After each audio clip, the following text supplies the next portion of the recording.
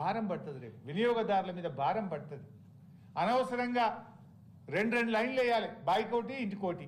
రెండు లైన్లు వేస్తే పొలాలు ఖరాబ్ అవుతాయి, పోళ్ళు ఖరాబ్ అవుతాయి, పబ్లిక్ మనీ వేస్ట్ అవుతుంది, ప్రజల మీద భారం పడుతుంది. ఇది ఒక తుగ్లక్ చర్య. టీజీఆర్పీడీసీఎల్ అనేది ఒక తుగ్లక్ చర్య. ఎంత డబుల్ పని. ఇప్పుడు థెఫ్ట్స్కి దాని కింద ఉంటారు టీమ్స్ ఉంటాయి, అదేవిధంగా ఆడిట్ టీమ్స్ ఉంటాయి, స్టోర్స్ ఉంటాయి. ఇవన్నీ డబుల్ పెట్టాలి, దానికోటి దీనికోటి, దానికోటి దీనికోటి. ఇది ప్రజల మీద భారం, వేస్ట్ ఆఫ్ పబ్లిక్ ఫండ్స్. అదేవిధంగా రేవంత్ రెడ్డి గారు ఇదంతా అసలు ఎందుకు చేస్తున్నాడంటే ప్రైవేటైజేషన్ చేయడానికి కుట్ర చేస్తున్నాడు.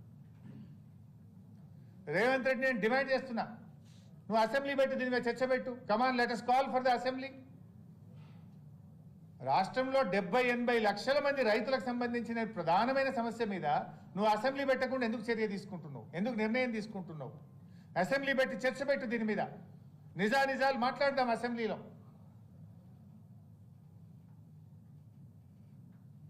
ఇవాళ మహారాష్ట్రలో ప్రైవేటైజేషన్ అయిపోయింది, ముంబైలో అదానికి టాటాకి అప్పచెప్పిండ్రు. కర్ణాటకలో బెంగళూరులో టాటాకి అప్పచెప్పిండ్రు.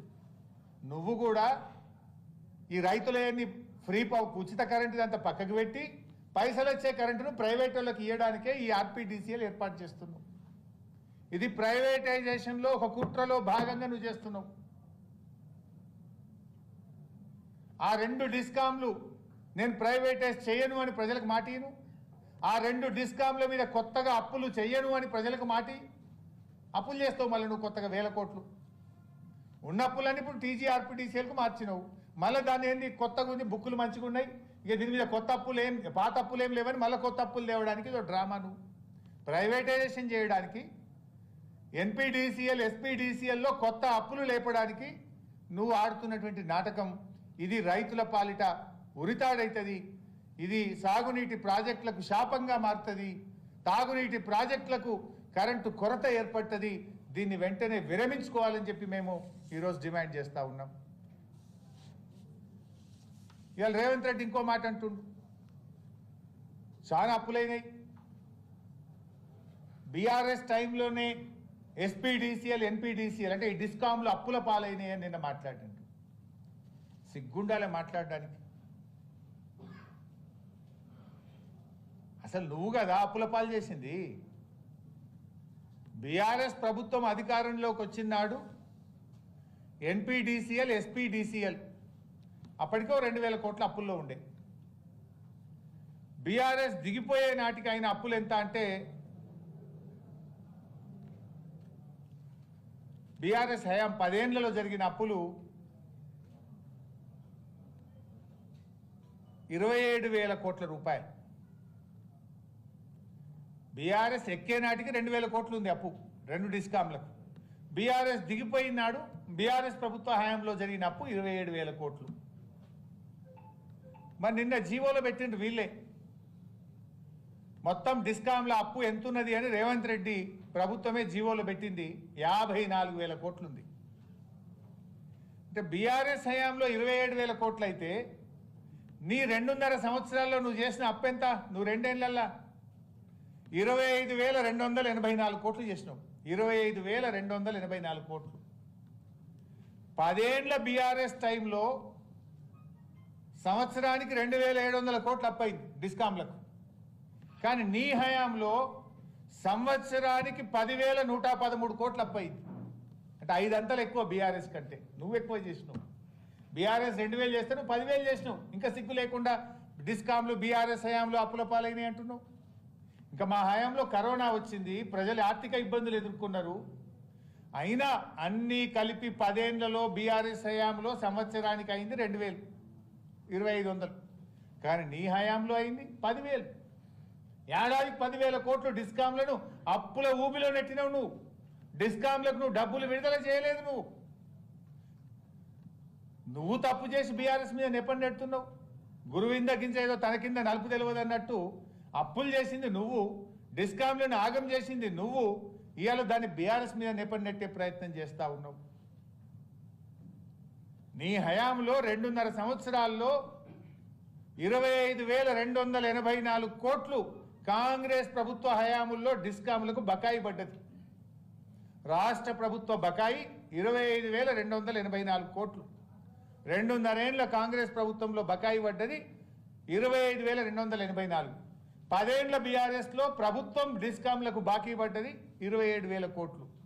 అంటే బీఆర్ఎస్ హయాంలో ప్రభుత్వం డిస్కాంలకు బకాయి పడ్డది ఏడాదికి 2,000 కోట్లు అయితే కాంగ్రెస్ ప్రభుత్వ హయాంలో డిస్కాంలకు ప్రభుత్వం బాకీ పడ్డది సంవత్సరానికి 10,000 కోట్లు.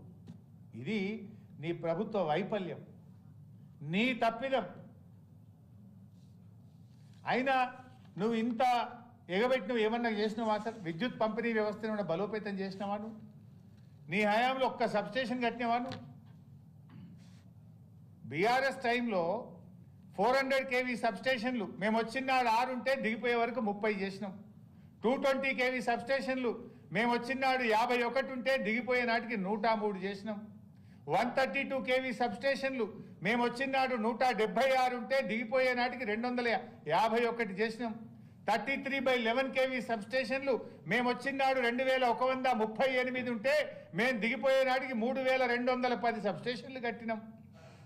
డిస్ట్రిబ్యూషన్ ట్రాన్స్ఫార్మర్లు మేము వచ్చిన నాడు 4 లక్షలు ఉంటే మేము దిగిపోయే వరకు 8,60,000 డిస్ట్రిబ్యూషన్ ట్రాన్స్ఫార్మర్లు పెట్టినాం. ఇది మేము చేసినాం. అసలు నువ్వేమైనా చేసినావా? ఓ సబ్స్టేషన్ కట్టినావా? ఓ లైన్లు వేస్తావా? అరే ఈహెచ్టీ లైన్లు మేము వచ్చినాడు 16,000 కిలోమీటర్లు ఉంటే మేము దిగిపోయే వరకు ఈహెచ్టీ లైన్లు 24,000 కిలోమీటర్లకు పెంచినాం. ఈ రకంగా విద్యుత్ పంపిణీ వ్యవస్థను మేము బలోపేతం చేసినాం. నువ్వే కదా అసెంబ్లీలో చెప్పింది. ఈ వీడియో చూడు, నువ్వేం చెప్పినావు అసెంబ్లీలో. ఆనాటి కాంగ్రెస్ ప్రభుత్వంలో కరెంటు పరిస్థితి ఏందో తెలుగుదేశం పార్టీ ఎమ్మెల్యేగా ఉమ్మడి ఆంధ్రప్రదేశ్లో అసెంబ్లీలో నువ్వు మాట్లాడిన మాట ఇది. మరణిస్తే ఊరికి వెళ్ళాం అధ్యక్ష. దహన సంస్కారాలు అయిన తర్వాత స్నానం చేసి ఇంటికి పోవాలి అధ్యక్ష. చిన్నప్పుడు ఏ బావిలో అయితే ఎండాకాలం వస్తే రోజుల తరబడి ఈత కొట్టిన బావి ఎండిపోతే బోర్ దగ్గరికి వెళ్ళి స్నానం చేద్దామంటే కరెంటు లేదు అధ్యక్ష. నాకున్న పరిచయాలను బట్టి కరెంటు విడిపించుకుంటే బోర్ వేస్తే నీళ్లు పోస్తలేదు అధ్యక్ష. నా తండ్రి చచ్చిపోతే స్నానం చేయాల్సిన ప్లేస్లో నెత్తి మీద నీళ్లు చల్లుకొని ఇంటికి వచ్చినాం అధ్యక్ష. తెలంగాణ రాష్ట్రం నిర్లక్ష్యం కావడానికి కారణం పాలకులు అన్న సంగతి ఆ రోజు నాకు అర్థమైంది అధ్యక్ష. మరి ఆ రోజు పాలకులు ఎవరు? కాంగ్రెస్ పార్టీ కదా. ఆనాటి కాంగ్రెస్ పాలనలో తండ్రి చచ్చిపోతే కరెంటు లేక నెత్తి మీద నీళ్లు చల్లుకొని పోయినా అన్నవే. ఆ పాలకులు ఎవరు? ఆ పాపం ఎవరిది? కాంగ్రెస్ పార్టీయే కదా ఆనాడు ఈ రాష్ట్రాన్ని పాలించింది. ఆ పాపాలను కడిగి కాంగ్రెస్ చేసిన తప్పిదాలను సవరించి సబ్స్టేషన్లు కట్టి ట్రాన్స్ఫార్మర్లు పెట్టి విద్యుత్ పంపిణీ వ్యవస్థను 1,00,000 కోట్లు ఖర్చు పెట్టి 24 గంటల కరెంట్ ఇచ్చింది బీఆర్ఎస్ కదా. నిజంగా ఆ రోజు బీఆర్ఎస్ఏ ఉండుంటే నీకు నెత్తి మీద నీళ్లు చల్లుకోవాల్సిన పరిస్థితి వచ్చేది కాదు. కానీ మళ్ళా కాంగ్రెస్ వచ్చింది నీ పాలనలో, మళ్ళా నెత్తి మీద నీళ్లు చల్లుకునే కాలం వస్తుందేమో అని డౌట్ వస్తుంది. ఆగం చేస్తున్నావు విద్యుత్ వ్యవస్థను. ఇలా ఆగం చేస్తున్నావు విద్యుత్ వ్యవస్థను. అందుకే మేము సూటిగా చెప్తున్నాం, టీజీఆర్పీడీసీఎల్ ఏర్పాటును ప్రభుత్వం విరమించుకోవాలి. టీజీఆర్పీడీసీఎల్ ఏర్పాటు రైతాంగం పాలిట ఉరితాడుగా మారబోతుంది. టీజీఆర్పీడీసీఎల్ ఏర్పాటు లిఫ్ట్ ఇరిగేషన్ ప్రాజెక్టులకు శాపం కాబోతా ఉంది.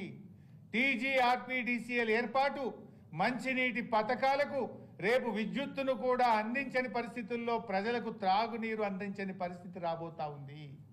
ఇది మేం కాదు, రాష్ట్ర ప్రభుత్వం టీజీఆర్పీడీసీఎల్ ఏర్పాటులో భాగంగా ఇచ్చిన జీవో నంబర్ 8లోనే ప్రభుత్వమే చెప్పింది. ఎట్టి పరిస్థితుల్లో బీఆర్ఎస్ పార్టీ రైతులకు అన్యాయం జరిగితే ఊరుకోదు. అవసరమైతే రైతులకు పెద్ద ఉద్యమాన్ని సృష్టిస్తాం. బీఆర్ఎస్ పుట్టిందే విద్యుత్ ఉద్యమంలో పుట్టింది. రైతుల మీద కరెంటు ఛార్జీలు పెంచితేనే నాడు కేసీఆర్ గారు తెలంగాణ ఉద్యమానికి శ్రీకారం చుట్టిండ్రు. ఇవాళ కూడా రైతుల పాలిట పెను శాపంగా మారబోతున్నటువంటి ఈ డిస్కామ్ను ఏర్పాటును బీఆర్ఎస్ వ్యతిరేకిస్తుంది. ఎంతకైనా పోరాటం చేస్తుంది. ఈ ఆర్పీడీసీఎల్ రద్దు చేయాలి. రైతాంగానికి నాణ్యమైన 24 గంటల కరెంట్ ఇవ్వాలి. ఎట్లా ఇస్తావు నువ్వు? రెన్యూవబుల్ ఎనర్జీ ఇచ్చిన తర్వాత అది వచ్చేదే పొద్దుగాల ఎండ వచ్చినాక కరెంట్ వస్తుంది, ఎండ పోగానే పోతుంది. దానికి ఇచ్చే కరెంటే సోలార్ కరెంట్ అయితే 24 గంటల కరెంట్ ఎట్లొస్తుందో రేవంత్ రెడ్డి చెప్పాలి. డైలాగులు దంచుడు కాదు. 24 గంటల ఉచిత విద్యుత్తు రైతులకు ఇవ్వకపోతే వచ్చే ఎన్నికల్లో ఓటు అడగను అని చెప్పి ప్రమాణం చేయాలి అని నేను ఈరోజు ఆయన డిమాండ్ చేస్తా ఉన్నా. Right brother.